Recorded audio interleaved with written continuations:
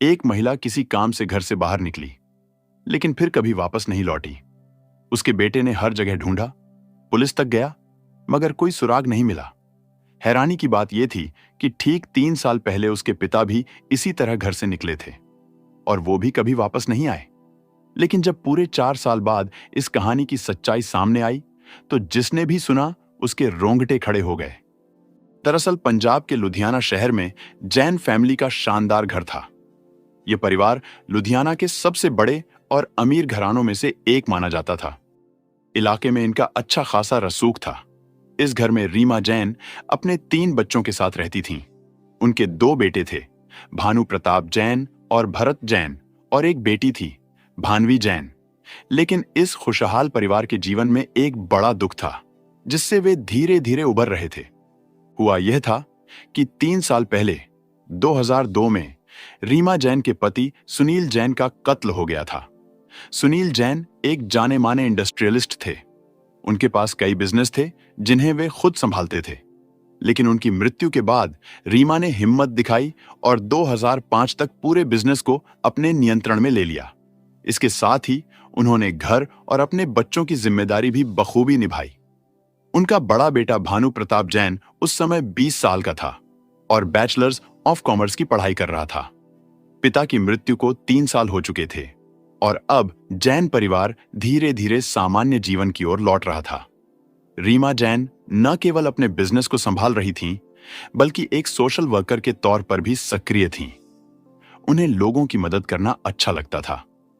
रीमा जैन को अपनी फिटनेस का भी खास ध्यान रहता था।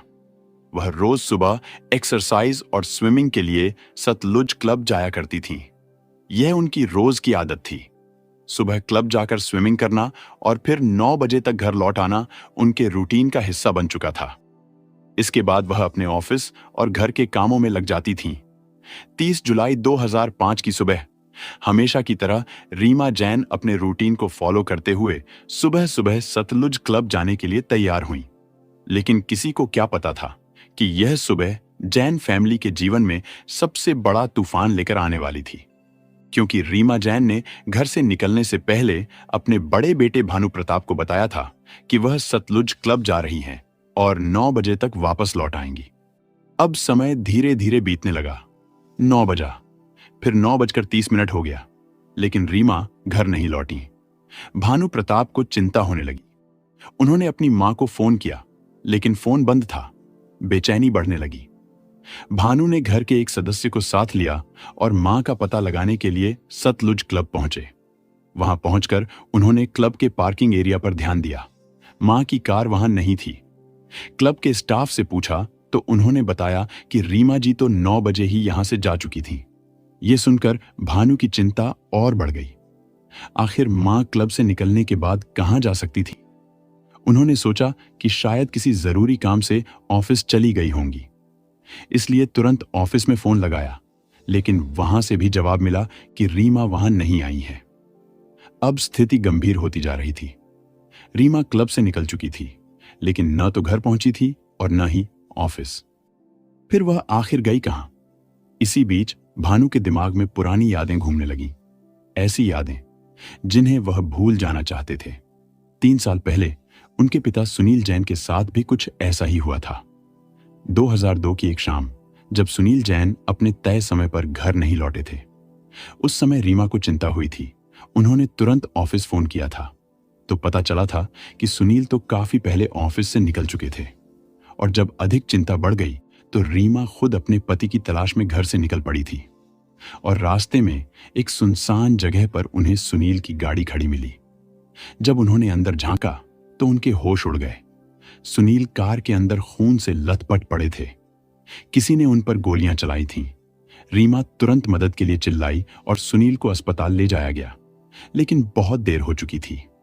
अत्यधिक खून बह जाने के कारण डॉक्टरों ने उन्हें मृत घोषित कर दिया। अगर उन्हें कुछ देर पहले अस्पताल पहुंचाया जाता तो शायद उनकी जान बच सकती थी। इसके बाद पुलिस मौके पर पहुंची। फोकल पॉइंट पुलिस स्टेशन में हत्या का मामला दर्ज किया गया। चूंकि सुनील को गोलियां मारी गई थीं, इसलिए पुलिस को शक हुआ कि यह कोई दुश्मनी या आपसी रंजिश का मामला हो सकता है। जांच शुरू हुई। पुलिस ने सबसे पहले घर वालों से पूछताछ की। उन्होंने यह जानने की कोशिश की कि सुनील अपने बिजनेस के अलावा और किन किन कामों में जुड़े थे। यह भी पता किया गया कि कहीं वह किसी गैर कानूनी गतिविधि में शामिल तो नहीं थे। एक और सवाल जो पुलिस के सामने था, क्या सुनील पर हमला किसी एक व्यक्ति ने किया था या यह किसी गैंग का काम था? घर वालों ने पुलिस को बताया कि सुनील जैन बहुत ही सीधे साधे और पारिवारिक इंसान थे। उनका न तो किसी अपराधी से कोई संबंध था और न ही वे किसी गलत काम में शामिल थे। अब आगे पुलिस ने जांच शुरू की। उन्होंने यह देखने की कोशिश की कि सुनील की मौत से किसे सबसे ज्यादा फायदा हुआ होगा। क्या कोई ऐसा था जिसका बिजनेस इससे तेजी से बढ़ सकता था? लेकिन इस एंगल से भी कोई ठोस सुराग नहीं मिला।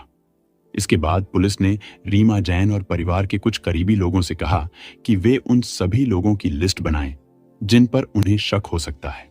रीमा ने एक सूची तैयार की जिसमें कुछ बिजनेस राइवल, स्टाफ के कुछ सदस्य जिनसे सुनील की कहासुनी हुई थी और कुछ रिश्तेदारों के नाम शामिल थे।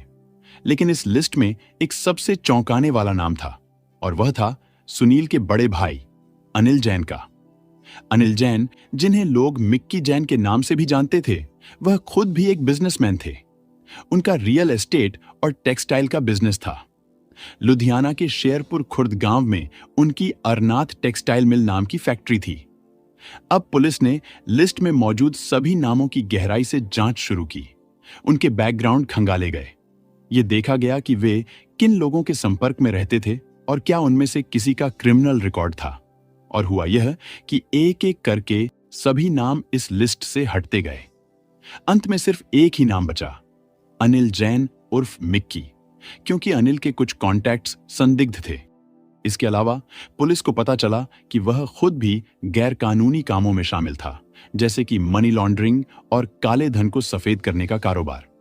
अब पुलिस को शक हुआ कि कहीं अनिल ने ही तो अपने भाई की हत्या की साजिश नहीं रची, और इसी शक के आधार पर पुलिस ने अनिल जैन को हिरासत में ले लिया। लेकिन पूछताछ के दौरान उसने कहा कि वह निर्दोष है और उसे झूठा फंसाया जा रहा है। मामला सेशन कोर्ट में पहुंचा। यह सब 2002 से 2005 के बीच होता रहा, लेकिन सबूतों के अभाव में अनिल जैन इस केस से बरी हो गया था। रीमा जैन ने हाईकोर्ट में अपील की, लेकिन वहां से भी अनिल को राहत मिल गई। अदालत ने कहा कि उसके खिलाफ कोई ठोस सबूत नहीं है। इसका मतलब यह था कि सुनील जैन के असली कातिल का अब तक कोई सुराग नहीं मिला था। खैर, जो भी था, अब आते हैं 30 जुलाई 2005 की घटना पर। भानु प्रताप लुधियाना के डिवीजन 5 पुलिस स्टेशन पहुंचे और अपनी मां की गुमशुदगी की रिपोर्ट दर्ज करवाई। चूंकि जैन परिवार पहले ही एक दर्दनाक घटना झेल चुका था, इसलिए पुलिस ने इस मामले को बेहद गंभीरता से लिया। खुद शहर के एसपी ने केस की कमान संभाल ली और पुलिस ने तुरंत जांच शुरू कर दी। भानु प्रताप ने बताया कि उनकी मां और ताऊ अनिल जैन उर्फ मिक्की जैन के बीच बिजनेस को लेकर विवाद चल रहा था। घर के अन्य सदस्यों ने भी इस बात की पुष्टि की, लेकिन यह विवाद वैसा ही था जैसा आम तौर पर बड़े बिजनेस फैमिली में होता है। फिर भी पुलिस का सबसे पहला शक अनिल जैन पर गया और 30 जुलाई 2005 की रात होते होते पुलिस ने मिक्की जैन के खिलाफ किडनैपिंग का केस दर्ज कर लिया। अगले दिन पुलिस ने लुधियाना के पखल रोड स्थित उनके प्रीमियम अपार्टमेंट पर दबिश दी और उन्हें हिरासत में ले लिया। अनिल जैन से कड़ी पूछताछ शुरू हुई, लेकिन उसने हर आरोप को नकार दिया। उसका कहना था, मेरा इस मामले से कोई लेना देना नहीं है। हाँ, हमारे बीच बिजनेस को लेकर मतभेद थे, लेकिन इतने गंभीर नहीं कि मैं ऐसा कुछ करूं। पहले भी मुझ पर झूठे आरोप लगे हैं, अब फिर से मुझे फंसाया जा रहा है। 3 दिनों तक पुलिस उससे लगातार पूछताछ करती रही, लेकिन कोई ठोस सबूत नहीं मिलने के कारण 2 अगस्त 2005 को उसे छोड़ दिया गया। अब तक पुलिस के हाथ रीमा जैन या उनकी कार का कोई भी सुराग नहीं लगा था। इसके बाद पुलिस ने रीमा की कार के नंबर को सभी पुलिस स्टेशनों में फ्लैश कर दिया। टोल नाकों पर हाई अलर्ट जारी किया गया। आदेश दिया गया कि अगर यह कार कहीं दिखाई दे तो तुरंत सूचना दी जाए। इतना ही नहीं, लुधियाना पुलिस ने पड़ोसी राज्यों हरियाणा, उत्तर प्रदेश और दिल्ली में भी रीमा की कार का नंबर सर्कुलेट कर दिया, क्योंकि अगर वह पंजाब में नहीं थी तो किसी न किसी राज्य में जरूर मिलती। रीमा जैन के लापता होने के बाद पुलिस ने उनके दुश्मनों और संभावित संदिग्धों का पता लगाने की कोशिश शुरू कर दी। बिजनेस राइवल्स, दोस्त, परिवार के सदस्य, बिजनेस स्टाफ और वह क्लब जहां वे जाती थीं, हर जगह पुलिस ने छानबीन की, लेकिन कहीं से कोई ठोस सुराग नहीं मिला। रीमा जैन का किसी से कोई व्यक्तिगत विवाद भी नहीं था। वे एक समाज सेवी थीं और हमेशा लोगों की मदद करती थीं। उनका स्वभाव मिलनसार था और परिवार में भी ना तो सुनील जैन को पैसे का घमंड था, ना ही रीमा को। ऐसे में उनकी गुमशुदगी का कोई स्पष्ट कारण नजर नहीं आ रहा था। धीरे धीरे मामला मीडिया में सुर्खियां बनने लगा। अखबारों और न्यूज चैनलों में रीमा जैन के गायब होने की खबरें छपने लगीं। पुलिस भी असमंजस में थी। अगर मिक्की जैन इसमें शामिल नहीं था, तो क्या किसी बाहरी व्यक्ति ने रीमा को किडनैप किया था? और अगर ऐसा था, तो फिरौती की कॉल जरूर आती। लेकिन हफ्तों बीत गए थे, किसी भी तरह की फिरौती की मांग नहीं आई। इसलिए यह मामला और भी पेचीदा होता जा रहा था। फिर एक ऐसी घटना हुई जिसने इस केस को एक अलग ही दिशा में घुमा दिया। दरअसल हुआ यह कि 16 अगस्त को दिल्ली के इंदिरा गांधी इंटरनेशनल एयरपोर्ट पर एक पुलिस कांस्टेबल इंटरनेशनल टर्मिनल के पार्किंग एरिया में ड्यूटी कर रहा था। वह रूटीन चेकअप के दौरान गाड़ियों पर नजर रखे हुए था। तभी अचानक से उसकी नजर एक कार पर पड़ी। वह रीमा जैन की कार थी, क्योंकि उसका रजिस्ट्रेशन नंबर पहले ही सभी पुलिस स्टेशनों में फ्लैश किया जा चुका था। इसीलिए कांस्टेबल को शक हुआ और उसने तुरंत अपने सीनियर अफसर को इसकी सूचना दी। और कुछ ही देर में वरिष्ठ अधिकारी मौके पर पहुंचे और गाड़ी का निरीक्षण किया। नंबर प्लेट, मॉडल और रंग सब कुछ रीमा की कार से मेल खा रहा था। अब फौरन दिल्ली पुलिस ने लुधियाना पुलिस को इसकी सूचना दी। खबर मिलते ही लुधियाना पुलिस तुरंत दिल्ली एयरपोर्ट पहुंची। साथ ही जैन परिवार के कुछ सदस्य और भानु प्रताप भी वहां आए। गाड़ी को देखते ही कंफर्म हो गया, यह वही कार थी जिसे लेकर रीमा जैन 30 जुलाई की सुबह घर से निकली थी। लेकिन अब सवाल यह था कि आखिर यह गाड़ी दिल्ली एयरपोर्ट तक कैसे पहुंची। यह कोई संदिग्ध हालत में भी नहीं थी। इसकी बॉडी पर कोई डेंट वगैरह भी नहीं था। बाकायदा गाड़ी की पार्किंग स्लिप ली गई थी और इसे सही तरीके से पार्क किया गया था। पार्किंग टिकट काटने वाले से पूछताछ की गई तो उसने कहा कि उसे याद नहीं कि गाड़ी किसने पार्क की थी, क्योंकि रोज सैकड़ों लोग आते जाते हैं, किसी एक को पहचान पाना मुश्किल है। इसके बाद पुलिस ने गाड़ी की तलाशी ली। इसमें से रीमा जैन का स्विमिंग कॉस्ट्यूम बरामद हुआ, जिसे पहनकर वह क्लब जाती थी। इससे लुधियाना पुलिस ने एक थ्योरी बनाई कि रीमा क्लब गई थी, वहां उन्होंने अपना काम किया, फिर उन्हें कोई इमरजेंसी सूचना मिली होगी और वे जल्दबाजी में लुधियाना से दिल्ली आई होंगी। हो सकता है कि उन्होंने एयरपोर्ट से कोई इंटरनेशनल फ्लाइट ली हो। अगर वे विदेश गई हैं, तो भारत में उनका मोबाइल नंबर काम नहीं करेगा, इसीलिए उनका सिम बंद हो गया होगा। पुलिस ने गाड़ी को जब्त कर लिया और इसे लुधियाना ले आई। इसके बाद परिवार से पूछताछ की गई कि आखिर रीमा के विदेश में किन किन लोगों से संपर्क थे।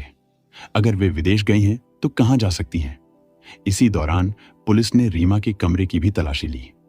यहीं से सबसे बड़ा सुराग मिला, क्योंकि उनका पासपोर्ट घर में ही रखा था। अब यह तो पक्का था कि अगर पासपोर्ट घर पर है तो रीमा विदेश नहीं गई है, इसलिए पुलिस की थ्योरी गलत साबित हो गई। अब शक इस बात पर गया कि शायद किडनैपर्स ने पुलिस को गुमराह करने के लिए गाड़ी को एयरपोर्ट पर खड़ा किया था। इसके बाद दिल्ली पुलिस ने भी अपनी छानबीन शुरू कर दी। अब मामला और हाई प्रोफाइल हो चुका था। मीडिया का प्रेशर, परिवार का तनाव, बड़े अधिकारियों का दबाव, पुलिस पर हर तरफ से दबाव बढ़ने लगा। लेकिन यहां पर एक बहुत बड़ा सवाल था। सवाल यह था कि अगर रीमा की किडनैपिंग हुई थी तो फिरौती के लिए फोन आना चाहिए था, लेकिन महीनों बीत चुके थे और कोई कॉल नहीं आया था। पुलिस को अब तक कहीं भी कोई लावारिस शव भी नहीं मिला था। बशर्ते उन्होंने अपने मुखबिरों को भी काम पर लगा दिया था, जो शहर के बदमाशों से जानकारी निकालने की कोशिश कर रहे थे। दिल्ली पुलिस भी जांच में लगी हुई थी, लेकिन वहां से भी रीमा जैन का कोई सुराग नहीं मिला। समय बीत रहा था, तभी मुखबिरों के जरिए एक अहम जानकारी सामने आई। रीमा के लापता होने से कुछ दिन पहले जसबीर नाम के एक आदमी को सतलज क्लब के बाहर घूमते हुए देखा गया था। जसबीर अनिल जैन के जानने वाले अपराधियों में से एक था, लेकिन सवाल यह था कि पुलिस जसबीर और उसके साथियों को किस आधार पर गिरफ्तार करे। अब पुलिस ने दिमाग लगाया, क्योंकि वे पहले से ही अपराधी थे तो जरूर उनके नाम पर कोई न कोई केस दर्ज होगा। इसलिए इसके बाद पुलिस ने अनिल जैन से जुड़े 3 लोगों पर फोकस किया, जसबीर, कुलदीप और तरसेम। पुलिस ने इनके पुराने आपराधिक रिकॉर्ड खंगालने शुरू किए। जांच में पाया गया कि इन पर जबरन वसूली और गुंडागर्दी के मामले दर्ज थे। अब पुलिस ने इन तीनों को उठाया। औपचारिक तौर पर किसी पुराने केस में पकड़ा गया, लेकिन असल में पूछताछ रीमा जैन केस को लेकर हुई। और जब पुलिस ने अपने तरीके से इनसे पूछताछ की तो धीरे धीरे ये टूटने लगे और आखिरकार जसबीर ने कबूल कर लिया कि उन्होंने रीमा जैन की हत्या कर दी थी। लेकिन यह काम अनिल जैन उर्फ मिक्की के कहने पर किया गया था। इस काम की डील 25 लाख में हुई थी, जिसमें से 10 लाख रुपए एडवांस दिए गए थे। अब 16 फरवरी 2006 तक पुलिस ने अनिल जैन उर्फ मिक्की को भी उठा लिया। इससे पहले भी नरमी से पूछताछ की जा चुकी थी, लेकिन अब पुलिस के पास सीधा सबूत था। इसलिए अब पुलिस ने थोड़ी सख्ती दिखाई तो अनिल जैन उर्फ मिक्की भी टूट गया। उसने स्वीकार कर लिया कि रीमा का कत्ल उसी के कहने पर हुआ। उसने पूरी कहानी सुनाई और यह भी बताया कि शव कहां ठिकाने लगाया गया। अनिल जैन घर का आदमी था। उसे पता था कि रीमा कब अकेली मिलेंगी। सतलज क्लब में रीमा जब स्विमिंग करने के लिए जाती थीं तो अकेली होती थी। उनके साथ कोई भी नहीं होता था, यहां तक कि उनका ड्राइवर भी नहीं होता था। वह खुद गाड़ी को ड्राइव कर वहां जाती थीं और फिर 9 बजे तक वापस घर आ जाती थीं। अब 30 जुलाई 2005 की सुबह जसबीर, कुलदीप और तरसेम तीनों सतलज क्लब के बाहर रीमा का इंतजार कर रहे थे। रीमा जब स्विमिंग करने के बाद क्लब से बाहर आई और अपने सामान को गाड़ी में रखकर बैठने ही वाली थी, तभी यह तीनों बदमाश उन्हें अपनी कार में बैठाकर ले गए। इनमें से एक कुलदीप रीमा की गाड़ी को चला रहा था। कहीं कहीं पर लिखा गया कि रीमा को उनकी ही कार में किडनैप किया गया, लेकिन यहां पर 2 गाड़ियां थीं, एक रीमा की और दूसरी अनिल की थी। अब इनके पास सबसे बड़ी समस्या यह थी कि शहर में सभी लोग रीमा को जानते थे। अगर इन्हें कहीं भी लेकर जाया जाता तो लोग पहचान सकते थे। इसका भी हल निकाला गया। रीमा को अनिल जैन की फैक्ट्री में ले जाया जाएगा। अब तीनों बदमाश रीमा को लेकर टेक्सटाइल फैक्ट्री में पहुंचे, जो शेरपुर खुर्द गांव में थी। वहां अनिल पहले से इंतजार कर रहा था। सुबह का वक्त था। फैक्ट्री के कर्मचारी भी नहीं आए थे। सबसे पहले तीनों बदमाश और अनिल रीमा को टॉर्चर करते हैं, मारपीट करते हैं। उन्होंने धमकाकर कुछ कागजों पर साइन करवाए जो बिजनेस और प्रॉपर्टी से जुड़े दस्तावेज थे, और साइन करवाने के बाद फिर से रीमा के साथ मारपीट की गई। इसके बाद रीमा को इंसुलिन का इंजेक्शन दिया जाता है। वैसे इंसुलिन के इंजेक्शन डायबिटीज के मरीजों को दिए जाते हैं जिनका शुगर लेवल हाई होता है। यह इंजेक्शन ब्लड शुगर को कम करता है, लेकिन अगर ज्यादा मात्रा में दिया जाए तो शुगर लेवल इतना गिर सकता है कि इंसान कोमा में जा सकता है या उसकी मौत हो सकती है। अब आप सोच सकते हैं, जिसे डायबिटीज नहीं है, अगर उसे इंसुलिन दिया जाए तो क्या होगा? क्योंकि रीमा को डायबिटीज नहीं थी, लेकिन उसे इंसुलिन के शॉट्स दिए गए ताकि उसका शुगर लेवल तेजी से गिर जाए और उसकी मृत्यु हो जाए। योजना यह थी कि जब पुलिस शव बरामद करे और पोस्टमार्टम हो तो मृत्यु का कारण लो शुगर लेवल आए, जिससे यह नेचुरल डेथ लगे। इसलिए इन्होंने रीमा को इंसुलिन के 4 शॉट्स दिए और कुछ ही देर में रीमा की मृत्यु हो गई। अब धीरे धीरे फैक्ट्री में वर्कर्स के आने का समय हो गया, इसलिए रीमा के शव को फैक्ट्री के स्टोरेज एरिया में छिपा दिया गया। इस प्लान में ड्राइवर कुलदीप भी शामिल था। इसे रीमा की गाड़ी दिल्ली के इंटरनेशनल एयरपोर्ट पर पार्क करने को कहा गया। अगले दिन रीमा के शव को फैक्ट्री के गटर में फेंक दिया गया, जिससे वह सेप्टिक टैंक में चला जाए। 16 फरवरी 2006 को जब सच्चाई सामने आई तो अनिल जैन पुलिस को टेक्सटाइल फैक्ट्री में ले गया। क्योंकि पुलिस को शव बरामद करना था, इसलिए एग्जीक्यूटिव मजिस्ट्रेट और फॉरेंसिक टीम को भी साथ लाया गया।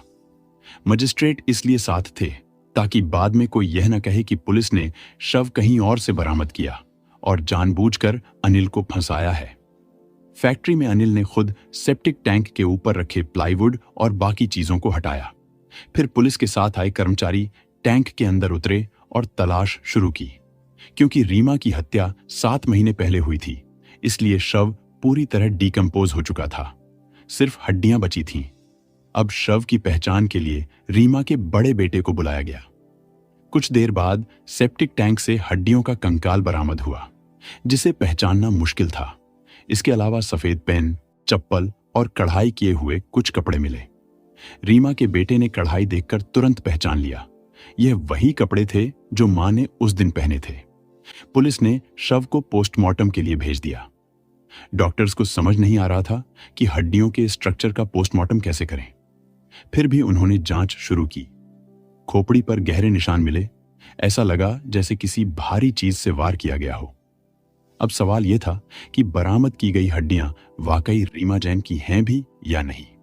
इसके लिए रीमा की मां और बड़े बेटे भानु प्रताप के रक्त के सैंपल लिए गए और इन्हें चंडीगढ़ की फॉरेंसिक लैब भेजा गया। डीएनए टेस्ट हुआ और 100% मैच हो गया। अनिल जैन ने यह हत्या 3 वजहों से करवाई थी। पहली वजह थी बदला। अनिल का दावा था कि उन्हें अपने छोटे भाई की हत्या में झूठा फंसाया गया और 1 साल तक जेल में रहना पड़ा। दूसरी वजह थी प्रॉपर्टी और बिजनेस पर कब्जा, छोटे भाई की संपत्ति और कारोबार पर कब्जा करने का लालच। तीसरी वजह थी भाभी से दुश्मनी। अनिल को यह भी गुस्सा था कि रीमा ने उन पर झूठे आरोप लगाए थे। 2012 तक इस केस में 34 गवाहों और 4 आरोपियों के बयान दर्ज होते हैं। कोर्ट ने सबूतों की गहराई से जांच की और फैसला सुरक्षित रख लिया।